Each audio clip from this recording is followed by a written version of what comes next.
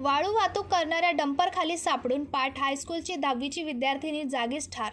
सिंधुदुर्ग जिल्ह्यातील कुडाळ पाट येथे वाळू वाहतूक करणारा डंपर व दुचाकी या दोन वाहनांच्या अपघातात डंपरच्या मागच्या चाकाखाली येऊन गंभीर जखमी झालेली पाट हायस्कूलची विद्यार्थिनी मनस्वी सुरेश मेथर वय वर्ष 16 राहणारी निवती मेढा ही जागीच ठार झाल्याची घटना रविवारी सकाळी 7:30च्या सुमारास घडली। निवती ग्रामस्थांनी संबंधितावर गुन्हे दाखल करण्यासाठी तब्बल 6 तास निवती पोलीस ठाण्यात घेराव घातला। ग्रामस्थांचे आक्रमक रूप पाहून या प्रकरणी डंपर चालक, अल्पवयीन मोटरसायकल चालक आणि त्याच्या वडिलांवर निवती पोलीस ठाण्यात अखेर गुन्हा दाखल करण्यात आला। अपघातात कारणीभूत असलेल्या यश वैभव मांजरेकर याला अखेर सावंतवाडी बाल न्यायालयाने जामीन मंजूर केला आहे। निवती पोलीस ठाण्याचे उपपोलीस निरीक्षक दिलीप शेट्टे, सुनील सावंत, विक्रांत लोणे यांनी घटनास्थळी धाव घेत पोलीस पंचनामा केला।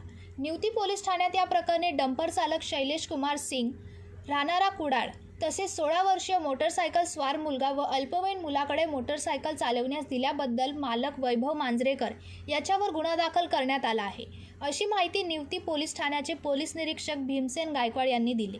पंकज मडे, जनशक्ती, कुडाळ।